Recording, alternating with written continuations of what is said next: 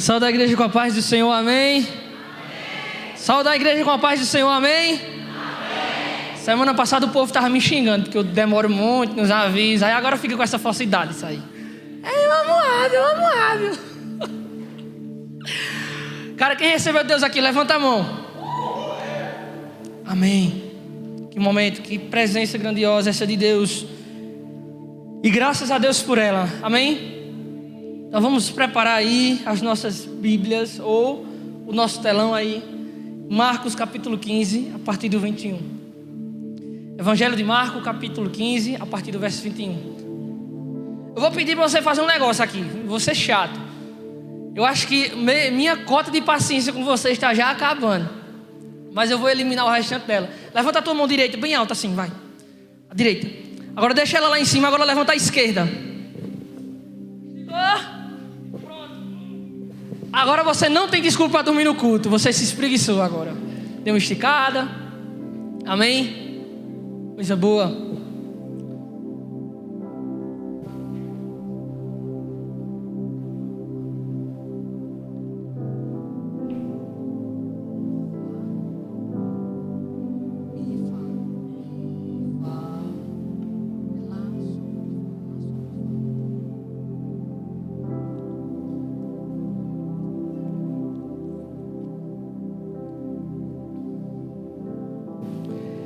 E eu falando com Deus essa semana a respeito sobre o que eu vou falar para a igreja, sobre o que Deus quer falar para a igreja, na verdade. E você sabe como é brasileiro. O brasileiro passa a semana todinha pensando e começa a executar no último dia. E Deus tocou muito forte ao meu coração algo que nós precisamos escutar nos dias de domingo. Que nós precisamos voltar à memória mais vezes. É algo tão simples, tão corriqueiro, que todo mundo conhece de cor e salteado, mas em determinados momentos da nossa vida, períodos da nossa vida, a gente se esquece. E Deus, Ele é fantástico, porque Ele sempre quer nos trazer à memória daquilo que Ele quer que a gente se lembre. Pega nós dois.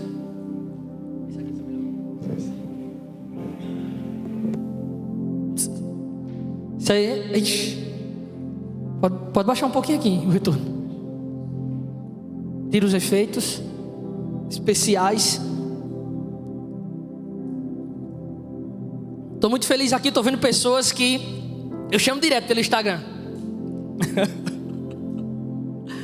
Estou vendo pessoas que há tempos eu não via. E isso é fantástico, nós estamos aqui em família, reunidos para adorar o nome do Senhor. É muito bom isso aqui. Estou precisando ir lá, né? Marcos capítulo 15, a partir do verso 21. Eu vou falar um pouco hoje sobre a morte de Cristo. Eu vou ser bem breve. Eu vou deixar o celular aberto aqui com o relógio, para vocês depois não reclamar de mim. Que 8:11. Amém, né? Você gosta de ouvir a palavra de Deus? Mas antes, curva a tua cabeça. Vamos orar ao Senhor. Vamos falar com Ele mais um pouquinho. Pedir para que não tenha cessado no louvor, mas para que a presença dEle permaneça e que Ele fale fortemente aos nossos corações. Então, onde você está, no seu lugarzinho, curva a tua cabeça. E vamos falar com Deus. Deus, Paizinho, obrigado, Senhor, por este momento tão fantástico, por esse momento à parte.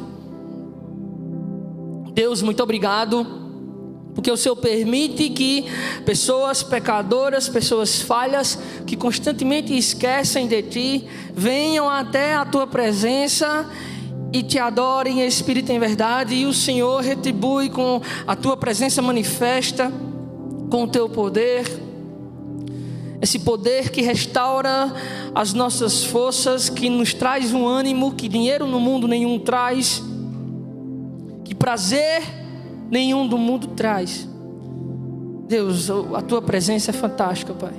E eu Te peço, Senhor, me usa como canal do que Tu queres falar. E fala à Tua igreja aquilo que ela precisa ouvir. Fala ao Teu povo através de mim. Eu não sou nada, não mereço. Mas Te peço, Senhor, usa-me para a tua honra e para a tua glória somente. E Deus, abre os nossos ouvidos e o nosso coração para o que vem de Ti, e que a palavra que o Senhor quer passar hoje, o lembrete que o Senhor quer trazer hoje, que fique implantado, impregnado em nossos corações, porque se está no nosso coração, não esqueceremos. Deus, obrigado por tudo. E a igreja diz: vamos ler aqui todo mundo, Marcos capítulo 15, verso 21 até o 39. E certo homem de Cirene, chamado Simão, pai de Alexandre e de Rufo, passava por ali carregando do campo.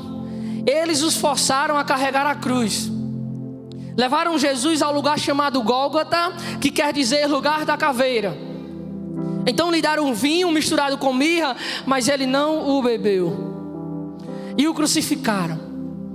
Dividindo as roupas dele, tiraram sortes para saber com o que cada um iria ficar. Eram 9 horas da manhã quando o crucificaram. E assim estava escrito na acusação contra ele: o rei dos judeus. Com ele crucificaram 2 ladrões, um à sua direita e outro à sua esquerda. E cumpriu-se a escritura que diz: ele foi contado entre os transgressores. Os que passavam lançavam-lhe insultos, balançando a cabeça e dizendo: ora, você que destrói o templo e reedifica em 3 dias, desça da cruz e salve-se a si mesmo. Da mesma forma, os chefes dos sacerdotes e os mestres da lei zombavam dele entre si, dizendo: salva os outros, mas não é capaz de salvar a si mesmo. O Cristo, o Rei de Israel, desça da cruz para que o vejamos e creiamos. Os que foram crucificados com ele também o insultavam. E houve trevas sobre toda a terra, do meio-dia às 3 horas da tarde. Por volta das 3 horas da tarde, Jesus bradou em alta voz: Eloi, Eloi, lama sabachthani, que significa: meu Deus, por que me abandonaste? E quando alguns dos que estavam presentes ouviram isso, disseram: ouçam, ele está chamando Elias. Um deles correu, embebedeu uma esponja em vinagre, colocou-a na ponta de uma vara e deu a Jesus para beber, e disse: deixe-no, vejamos se Elias vem tirá-lo daí. Mas Jesus, com um alto brado, expirou. E o véu do santuário rasgou-se em 2 partes, de alto a baixo. Quando o centurião que estava em frente de Jesus ouviu o seu brado e viu como ele morreu, disse: realmente este homem era o Filho de Deus. Poderia entregar o microfone agora e falar para você: pense 5 minutinhos aí sobre essa história. Esse relato por si só já é autoexplicativo, já é autotocante. Ele nos fala e nos toca de uma maneira grandiosa, porque esse Senhor, esse Deus maravilhoso, se fez carne para morrer por nós, pecadores. E Deus tocava bastante ao meu coração essa mensagem, esse texto, esse relato. Ele estava dizendo: olha, filhinho, eu quero que você se lembre mais um pouquinho da minha morte, porque a minha morte te trouxe vida. Quem recebeu vida em Cristo. Cara, em algumas versões da Bíblia, nós entendemos que, eu não sei se você já ouviu falando a hora sexta, a hora nona. Eu não sei se você já ouviu desses, ou leu na Bíblia e falavam dessas partezinhas. É porque o judeu, ele contava as horas a partir das 6 horas da manhã e ia até às 6 da noite, né, às 12 horas. Então ele começava a contar o dia a partir das 6 da manhã, e à tarde o dia terminava às 6 da noite. Então, se a gente ouvir aí a terça hora, né, são 9 horas da manhã. A sexta são meio-dia. A nona, 15 horas da tarde ou 3 da tarde. Se é Jesus querendo entrar, irmão. E eu lendo esse texto, rapaz, ele é muito explicativo e tal. Como é que eu vou passar isso para a igreja, Deus? E Deus disse: olha, fale dos tempos. E se houvesse um tema para essa mensagem, seria os 3 tempos ou os 3 períodos da crucificação. O que aconteceu na 3ª hora, o que aconteceu na hora 6ª e o que aconteceu na hora 9ª. Essa versão aqui está bem explicativa, a NVI, mas quem tem NAA ou alguma outra vai trazer essa linguagem um pouco mais antiga, mais tradicional. E a primeira hora, a hora 9ª. A hora 9ª não, a hora 3ª, que são as 9 horas da manhã. Volta aí, Marcos, do verso 15, né? O verso 21 ao 32. Então, lendo o texto, a gente viu que um homem chamado Simão, porque não diz Simão aí, mas chama Cireneu, e outras versões falam que é Simão. Ele é um homem que os soldados chamam para ele carregar a cruz com Cristo.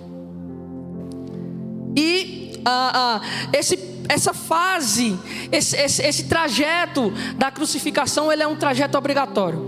Roma tinha instituído que todo o crucificado, ele deveria sair da presença de Pilatos, né, do pretório de Pilatos, até o lugar do Calvário, e carregar o madeiro horizontal, que é a parte horizontal da cruz, sobre as costas. E isso era a regra, porque ali o condenado estava dizendo: eu sou culpado pelos meus pecados. E ele passava todo o trajeto da cidade carregando a cruz e declarando que ele era culpado. Jesus estava totalmente debilitado. Jesus, ele já tinha passado um dia anterior no monte orando no Getsemane. Não havia comido, tinha sido chicoteado, tinha sido moído, e ele agora está carregando o madeiro nas costas. E o soldado chama Simão para ajudá-lo. Jesus condenado, declarando a culpa por nós. O ato dele levar a cruz até o Calvário, ele dizendo que eu não sou culpado, mas eu carrego a culpa de todos vocês. Eu carrego a culpa de todos vocês.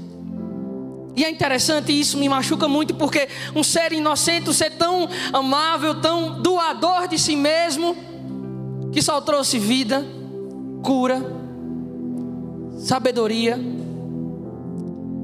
ele decide carregar os nossos pecados e se faz culpado por nós. E é interessante que o cara que os soldados chamam para ajudar, ele se chama Simão, o Cireneu. Vocês conhecem algum outro personagem que tem o nome de Simão? Pedro. Onde estava Pedro na hora? Você percebe que eles têm o mesmo nome, mas não a mesma identidade? O cara que andava com Jesus, o cara que estava ao lado de Jesus, o cara que olhou para Jesus e disse assim: ei, ó, estou contigo, viu? Se você for preso, morto, eu vou morrer contigo, eu vou preso contigo. E na hora da ação, Pedro não estava. Você percebe que ele tem o mesmo nome que Simão, mas não as mesmas atitudes? Isso me traz a memória de que às vezes nós nos chamamos de cristãos, mas não somos de fato.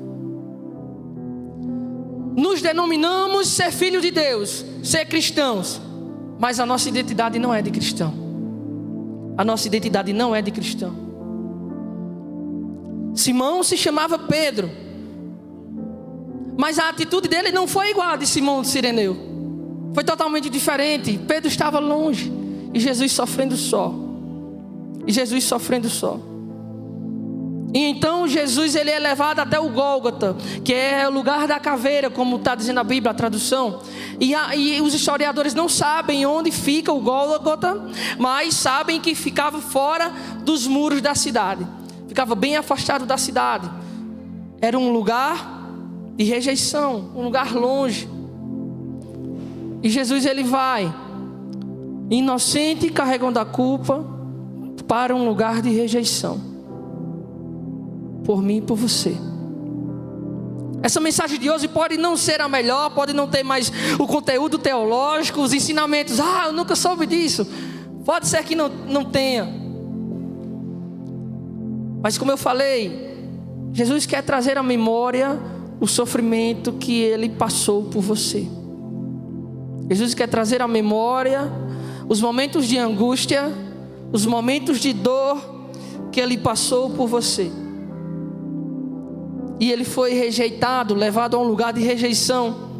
E quantas vezes nós temos rejeitado esse Jesus? Quantas vezes nós temos dito a Ele: pode ir embora para o Gólgota, pode ir embora para o lugar de rejeição. Às vezes a gente escuta histórias de pessoas que não veio para o culto porque não, fui ver João Gomes. Ou tu estás orando, lendo a Bíblia em casa, meditando. Não, eu estou assistindo Lúcifer. Tem outras melhores, né? O fato é que nós trocamos Jesus por tantas coisas. O fato é que nós trocamos Jesus por uma noite. Nós trocamos Jesus por uma pessoa. Nós trocamos Jesus por um lugar. Nós trocamos Jesus por um sentimento. Nós trocamos Jesus por um momento. Se você fizer uma autoanálise, olhe para dentro de você mesmo e tente ver nessa semana, só nessa semana, não precisa ser na vida, mas nessa semana, quantos momentos você escolheu não estar com Jesus, mas fazer algo que você queria ou que lhe agradaria?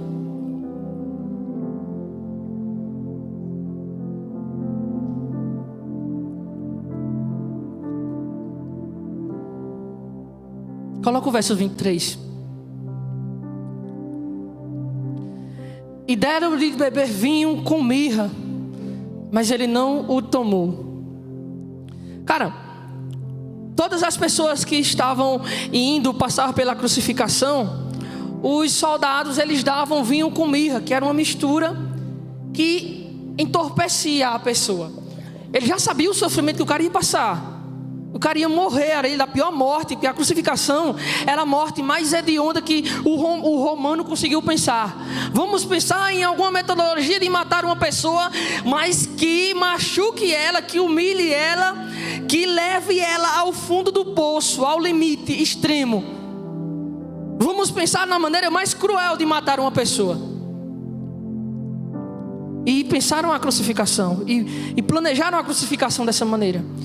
Mas os soldados, eles davam esse vinho com mirra misturado para a galera ficar, a mente ficar um pouco, ele ficar tonto, na verdade. É como se fosse um Rivotril, um clonazepam, diazepam. E Jesus, ele negou. Isso poderia de alguma maneira aliviar o sofrimento dele, ou a tensão do momento. Mas ele desejava estar de plena consciência. Ele desejava estar de pleno entendimento para saber o que ele estava fazendo por nós. E sabe, cara, isso me traz a lembrança de quantos momentos a gente deseja que a hora passe rápido assim, ó. E Jesus teve a oportunidade de fazer com que aquele período em que ele iria sofrer para morrer passasse rápido, porque ele ia tomar um entorpecente. Mas ele negou, ele disse: não, eu tenho que estar de plena consciência, porque eu tenho que entender o que eu estou fazendo aqui por esse povo. E às vezes a gente está aqui, por exemplo, 2 horinhas, né? Que a gente passa aqui à noite e a gente deseja, cara, dá 5 horas da manhã, mas não dá 10 horas para ir embora. Você sabe aquele período em que você está, aquele tempo em que você acha ruim e você deseja passar rápido? Jesus teve essa oportunidade, mas ele não escolheu fazer isso. E é interessante que a gente estava conversando essa semana, o pessoal da diretoria e tal, aí os outros: não, meu irmão, tu fala demais. Eu digo: isso é uma blasfêmia, isso é a maior mentira do mundo. Aí disseram: diz a ele, Paulinho. Aí Paulinho caiu na risada. Eu: sem base. Mas é interessante porque quando você gosta tanto de uma coisa, você fala ou você faz aquilo e não percebe. Já quando você não gosta de algo, que é, por exemplo, escutar os avisos, quando passa 10 minutos de aviso, você acha: caramba, vai 1 hora aqui e não termina, né? É igual quando eu vou assistir filme com a minha esposa. Aí eu digo, vamos assistir o filme. Aí ela fala aquela frase que eu acho terrível. Ela diz: você escolheu o último, agora é minha vez de escolher. A barraca do beijo, o amor para recordar meu primeiro date. Então imagina aí, você ali naquele filme, caramba, parece que eu estou vendo a trilogia do Senhor dos Anéis, não termina nunca. E não passa aquelas 2 horinhas de filme, né? Mas quando é um filme bom, você está ali, ó, que você não vê o tempo passando.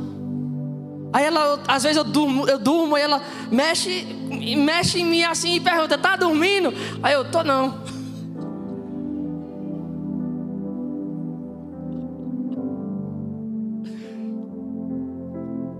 A barraca do beijo saiu 2, não foi, amor?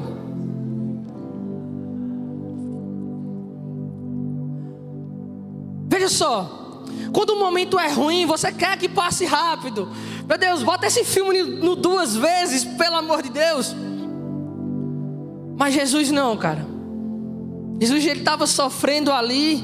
E disseram: ó, Jesus, tu tem a oportunidade de esse momento passar em 3 vezes. Na verdade, tu não vai nem perceber o que vai acontecer. Toma esse vinho com mirra. E ele: não. Eu vou escutar esses avisos do diabo durante 30 minutos.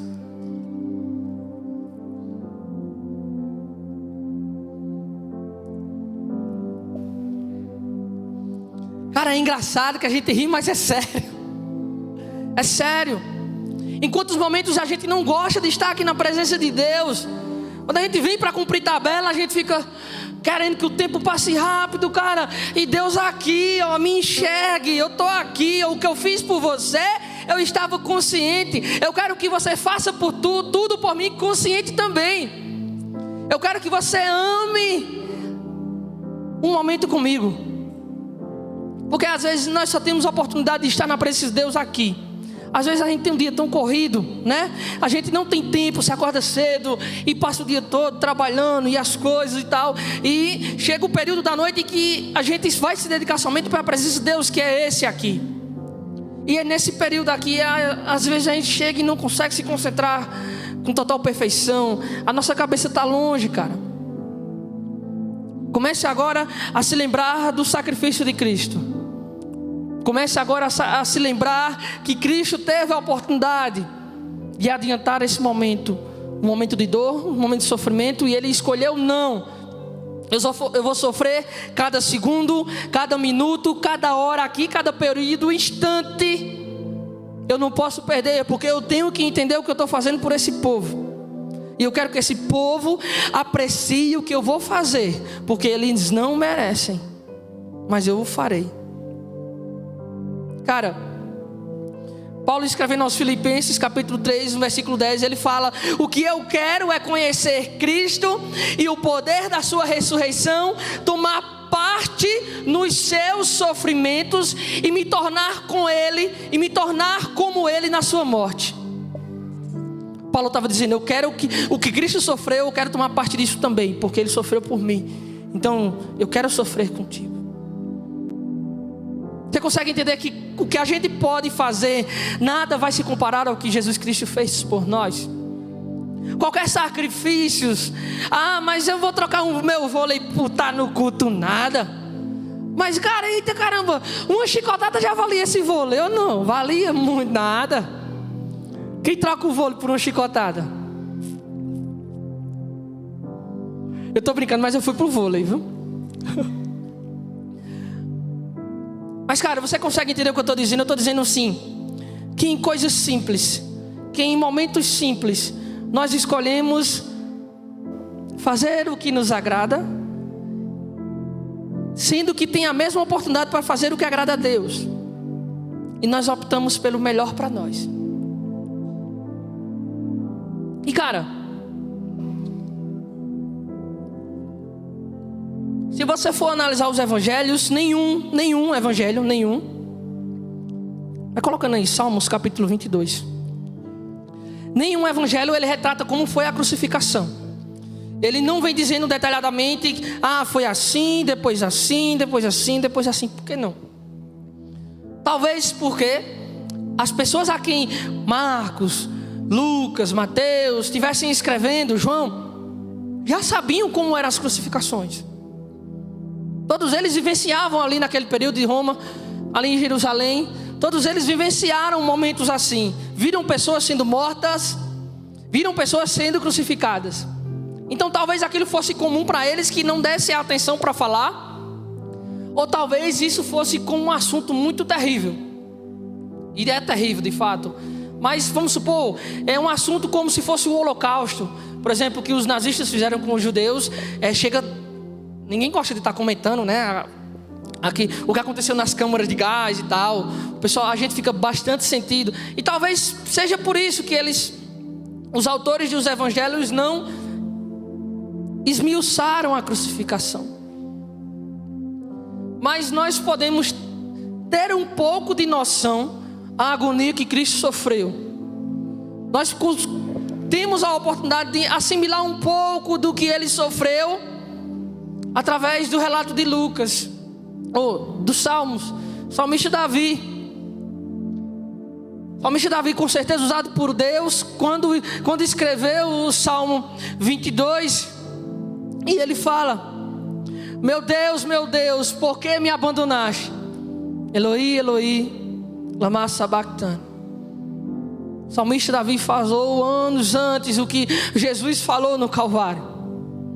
Porque estás tão longe de salvar-me, tão longe dos meus gritos e da minha angústia.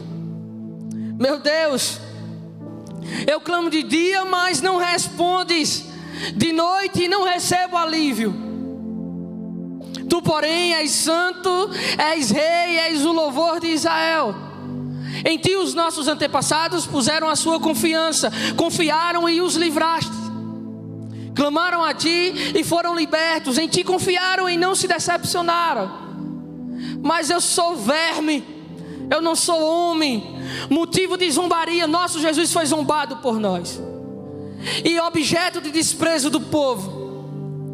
Caçoam de mim todos os que me veem, balançando a cabeça, lançam insultos contra mim, dizendo: recorra ao Senhor, que o Senhor liberte, que Ele o livre, já que lhe quer bem. Foi o que os fariseus estavam dizendo a Jesus: ei, já que tu és o Cristo, desce daí.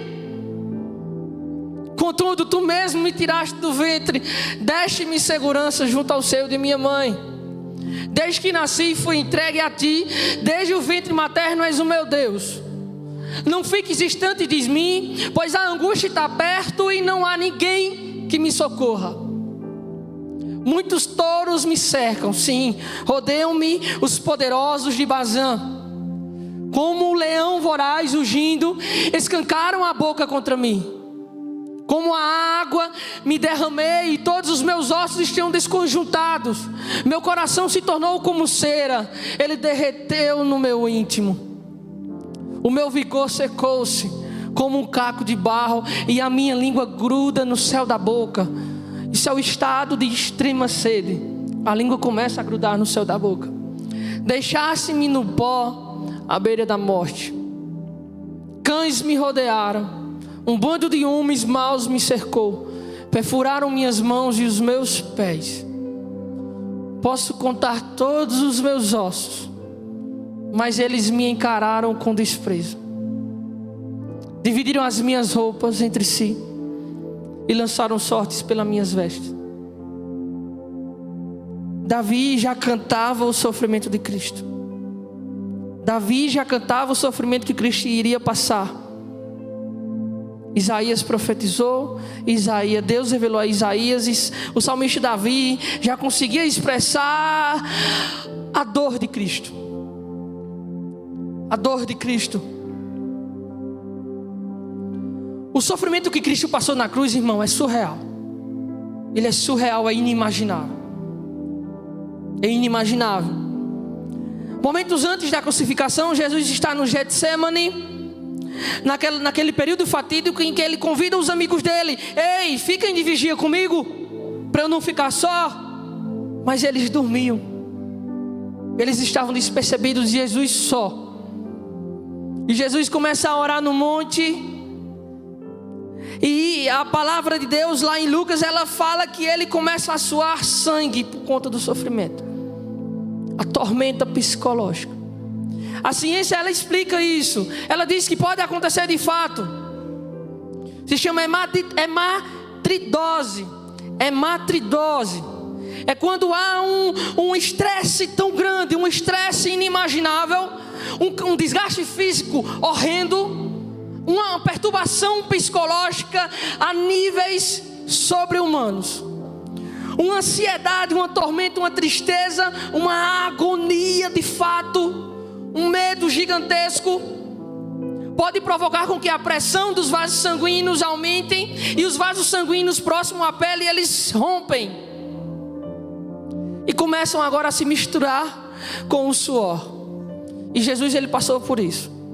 Jesus orando, ele está em um estado de tremenda agonia. E começa agora a suar sangue. E sua pele escurece. Porque já não é mais suor. Uma pessoa, quando ela está em uma crise de ansiedade, ela começa a suar involuntariamente. É uma reação do corpo. E aquele suor se mistura com o sangue. Olha o nível de sofrimento do nosso Jesus. A tormenta psicológica que ele está passando, o abatimento, a tristeza. E com o corpo coberto de sangue. E o sangue tem uma pigmentação forte. Imagina Jesus agora mudar de cor, ficar escuro por conta do sangue misturado ao suor. E ele é levado à presença de Pilatos. E lá Pilatos lava as mãos, e o povo começa a pedir para que o crucifiquem, e trocam Jesus por Barrabás. Todos conhecem, todos sabem. E ele é levado para ser açoitado. Imagina, Jesus tinha passado a noite sem comer, tinha passado essa tormenta psicológica, tinha passado esse período em que nenhum humano ficaria com a consciência sã depois de passar.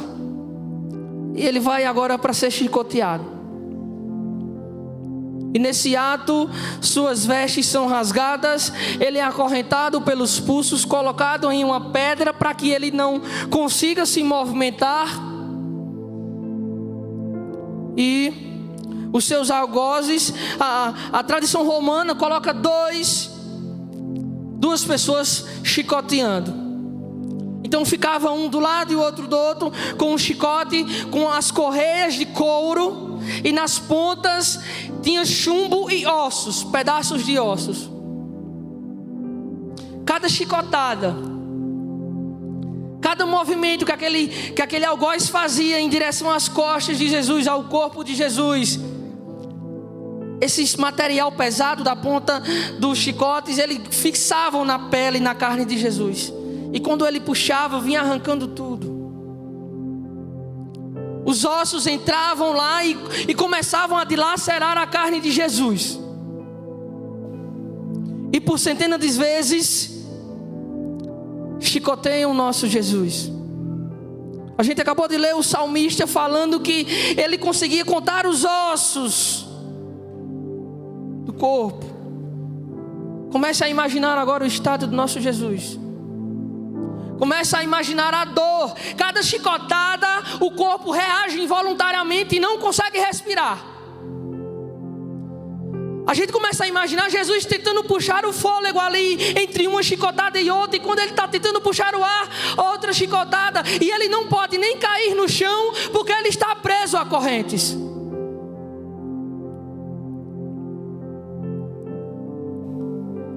Você consegue imaginar isso? Você consegue se esquecer disso? E após o chicotearem, eles pegam uma coroa de espinhos, com espinhos pontiagudos, e colocam na cabeça. Com certeza não colocaram bem colocado. Nenhum soldado queria furar a mão colocando. Então com certeza apoiaram e bateram com alguma coisa para aquela coroa fixar. E cara, o couro cabeludo, ele tem muito sangue, tem muitos vasos passando aqui. Cada furadinha sai muito sangue. E agora imagina, Jesus já estava todo dilacerado. Jesus estava fraco, estava com fome, não tinha comido nem bebido nada desde a noite anterior. Ele tinha acabado de sair de um sofrimento psicológico gigantesco e agora vai passar por um sofrimento físico. E imagina o nosso Jesus todo dilacerado, a carne moída, e os soldados zombam dele. Colocam um manto sobre ele, de cor de púrpura, e dizem: está aí o rei de vocês. E levam Jesus, todo dilacerado, à presença do povo de novo, para mostrar. E então ele segue ao Calvário. Imagina agora aquela parte da madeira, aquela parte horizontal da cruz, que pesava aproximadamente 50 quilos, segundo os historiadores. E ele não consegue carregar entre uma passada e outra, de arrastar os pés, ele não consegue. Então eles chamam Simão para ajudar ele a carregar. E eles levam Jesus todo dilacerado, com os ossos, a carne exposta, com um manto já que grudou na pele dele, porque o sangue, ele tem um processo de cicatrização do sangue de uma ferida. Ele acontece deveras rápido para uma pessoa que tem saúde. Então imagine que o manto foi colocado sobre ele e ele colou na carne viva, e ali fica. E quando Jesus é levado até o Calvário, que ele vai ser apregado naquele madeiro, imagina eles tirando aquela túnica dele, aquele manto dele.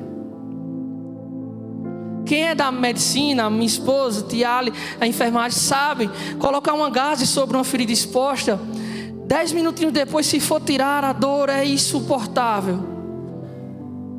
Porque as células ou as terminações nervosas, elas são reativadas, e a dor pode ser maior do que o primeiro choque causado.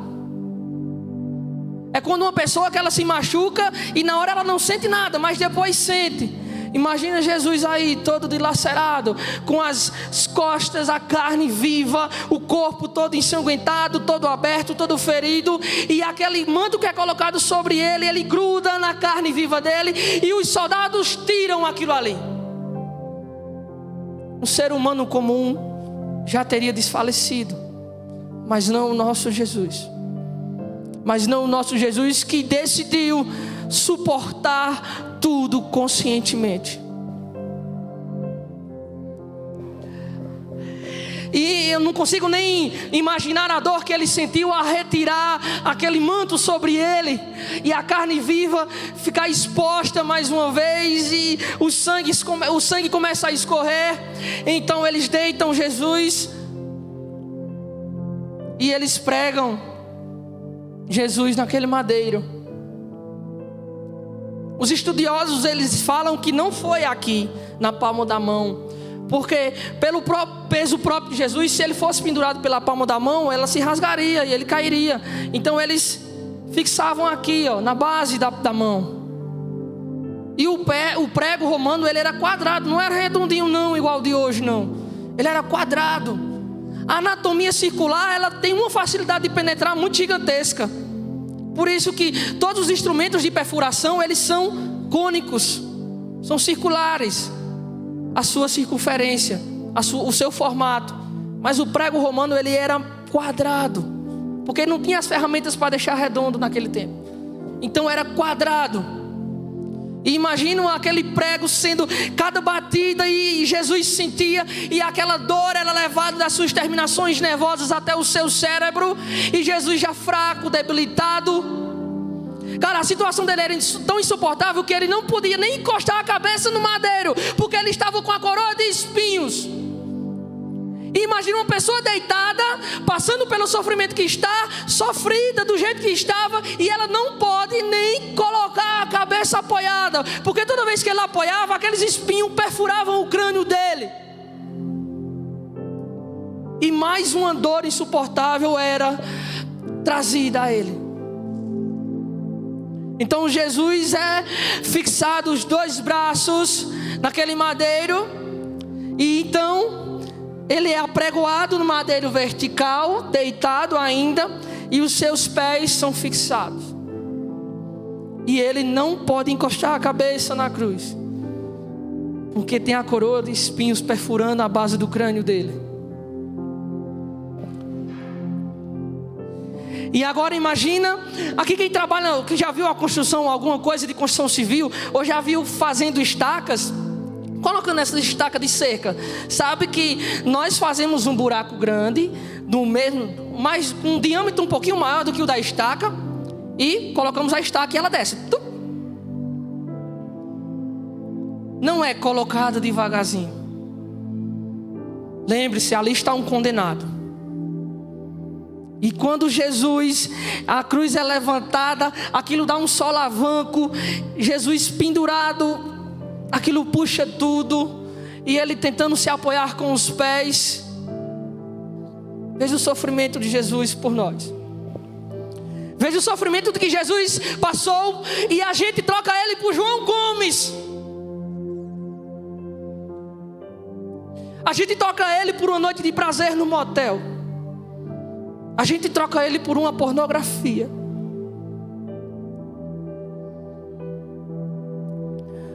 Os estudiosos, eles afirmam que Jesus ele não conseguia respirar direito, porque os braços tensionados na posição em que ele estava, ele não tinha forças para conseguir fazer o músculo do seu diafragma, dos seus pulmões, respirar. Então a respiração dele era curta. Era aquele respiro curto. E quando a pessoa ela respira curto, ela consegue preencher mais. Ela não consegue soltar com facilidade. Quando você está respirando desesperadamente, você puxa o ar e ele vem aos pouquinhos. Agora você não consegue soltar. E para Jesus soltar o ar, ele teria que se apoiar sobre os seus pés, tirar uma força de onde não existia, se levantar um pouco e soltar o ar.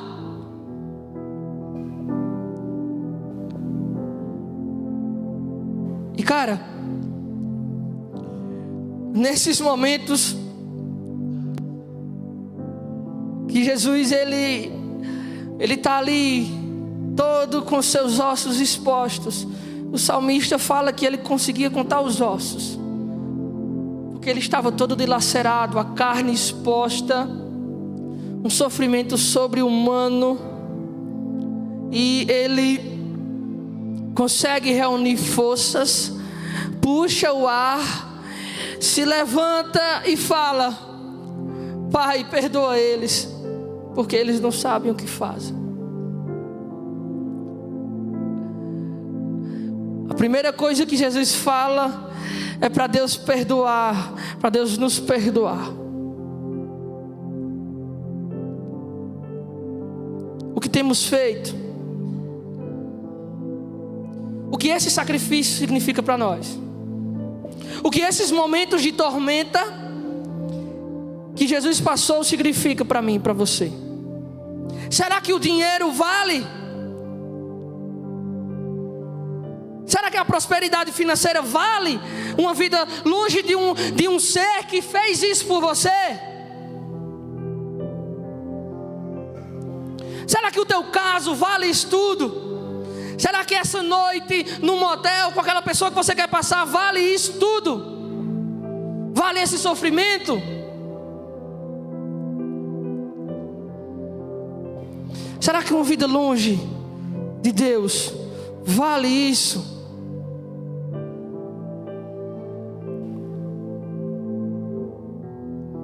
Ele escolheu passar por isso.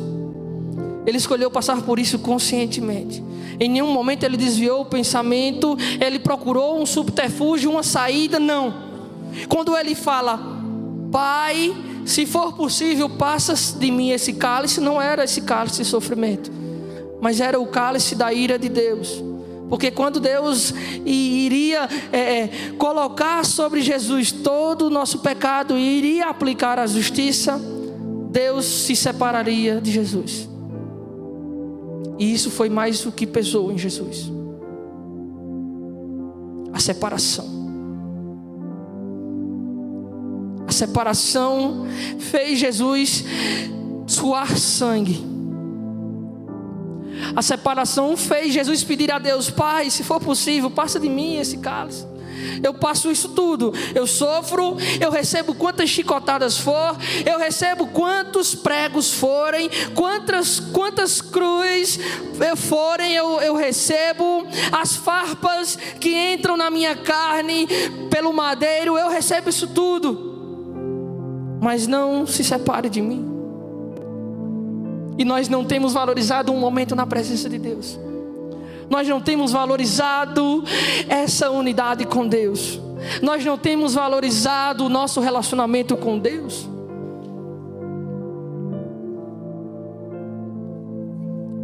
E então, chega a hora sexta, ao meio-dia.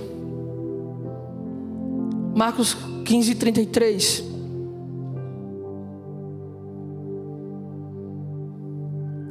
Terminando.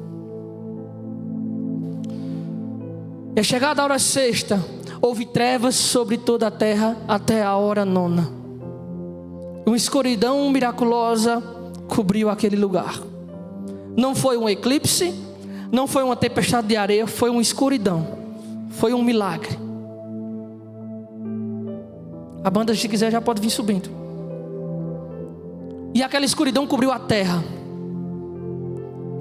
A criação se compadeceu pelo Criador, pelo sofrimento de Jesus. O céu chorou, a terra chorou e tudo escureceu.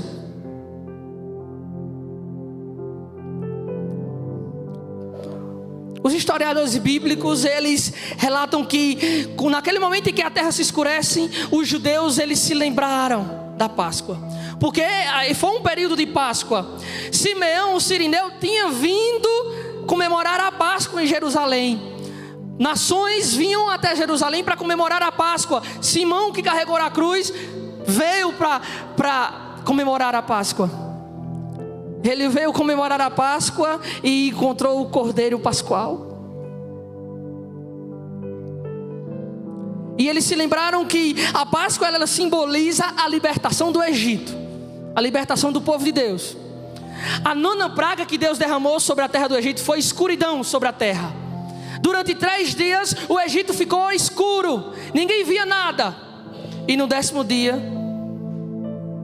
todos os primogênitos são mortos. A escuridão anunciava a morte do Cordeiro. A escuridão anunciava a morte do primogênito amado pelos nossos pecados. E todos viram o Cordeiro de Deus, o primogênito amado, entregava a sua vida pelos nossos pecados. E ele não morreu, ele não foi morto, ele se entregou por nós, pelos nossos pecados. E então chega a hora nona, às 3 horas da tarde. Passar o versículo. E a hora nona, Jesus exclamou com grande voz, dizendo: Eloi, Eloi, lama sabachthani, que quer dizer: Deus meu, por que me desamparaste? E alguns dos que estavam ali ouvindo isso diziam: eis que chama por Elias. Não era Elias.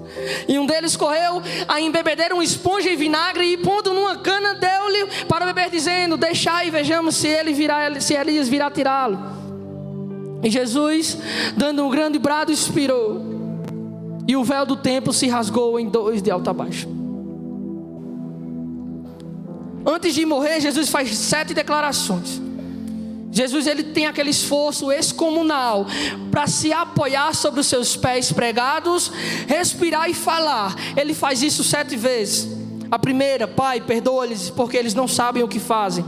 A segunda, ele fala: em verdade te digo que ainda hoje estarás comigo no paraíso, para o ladrão que estava do lado dele.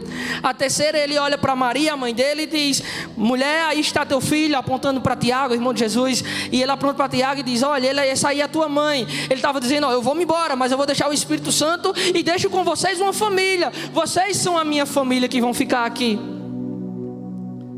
Porém, quando se escurece, faz silêncio no Calvário. Quando se escurece, ninguém fala nada. Alguns historiadores bíblicos, eles falam que esse escurecimento é Deus virando as costas para o seu filho,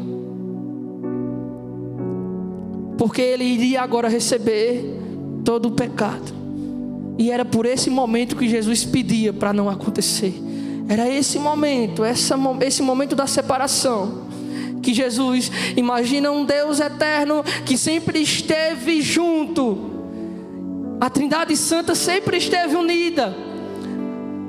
A eternidade, ou seja, eles nunca foram criados, eles sempre existiram em unidade e sempre vão existir. Eles sempre eram em unidade. E agora eles são separados. E então, o Cristo é feito pecador por nós. O Cristo é feito pecador por nós, por mim e por você. E então ele fala as últimas 4 declarações dele. Ele diz: Deus meu, por que me desamparaste? Ele estava dizendo: por que me abandonaste? Por que tu se separou de mim? E essa penúltima, ele fala, ele diz: eu tenho sede. Ele está falando, eu tenho sede, porque ele não ia ter mais saliva para falar as 2 últimas. Então ele pede algo para beber. O soldado coloca vinagre numa esponja e coloca na boca dele. Ele não bebe, ele molha a boca. E então ele fala: está consumado, está feito. E ele olha ao Pai e diz: Pai, entrega em tuas mãos o meu espírito. Ele não foi morto, ele morreu por mim e por você. Ele serviu de sacrifício voluntário por mim e por você. E o que temos feito? Coloque por favor Isaías 53, encerrando. E você pode ficar de pé.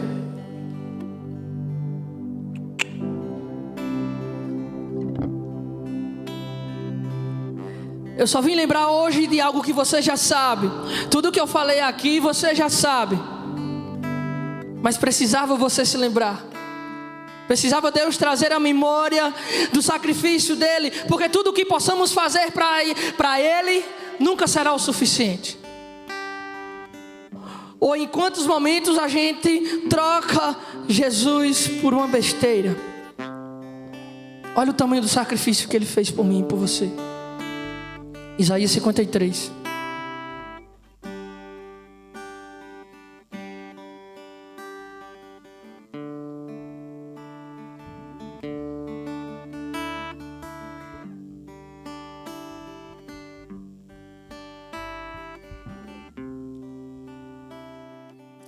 Quem creu em nossa mensagem, a quem foi revelado o braço do Senhor, ele cresceu diante dele como um broto tenro e como uma raiz saída de uma terra seca.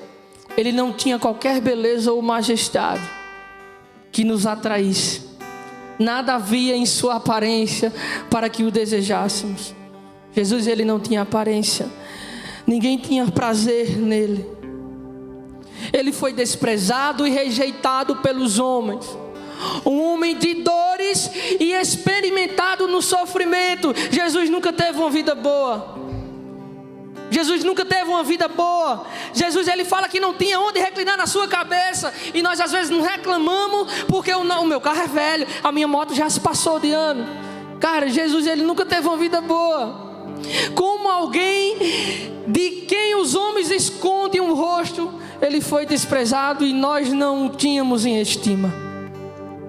Certamente ele tomou sobre si as nossas enfermidades e sobre si levou as nossas doenças. Contudo, nós o consideramos castigados por Deus atingido e afligido. Mas ele foi traspassado por causa das nossas transgressões, foi esmagado por causa de nossas iniquidades. O castigo que nos trouxe a paz estava sobre ele, e pelas suas feridas fomos curados. pelas suas feridas fomos sarados. Todos nós, como ovelhas, nos desviamos, nós saímos da presença dele. Cada um de nós se voltou para o seu próprio caminho, para nossas próprias vontades, para fazer o que nos agrada. Ele foi oprimido e afligido, e contudo não abriu a sua boca. Como um cordeiro foi levado para o matadouro, e como uma ovelha que diante de seus tosqueadores fica calada, ele não abriu a sua boca. Com o julgamento opressivo ele foi levado. E quem pode falar dos seus descendentes? Pois ele foi eliminado da terra dos viventes. Por causa das transgressões do meu povo ele foi golpeado. Foi-lhe dado um túmulo com os ímpios e com os ricos em sua morte, embora não tivesse cometido nenhuma violência, nem houvesse nenhuma mentira em sua boca. Contudo, foi da vontade do Senhor esmagá-lo e fazê-lo sofrer. E embora o Senhor tenha feito da vida dele uma oferta pela culpa, ele verá a sua prole e prolongará os seus dias, e a vontade do Senhor prosperará em sua mão. Depois do sofrimento,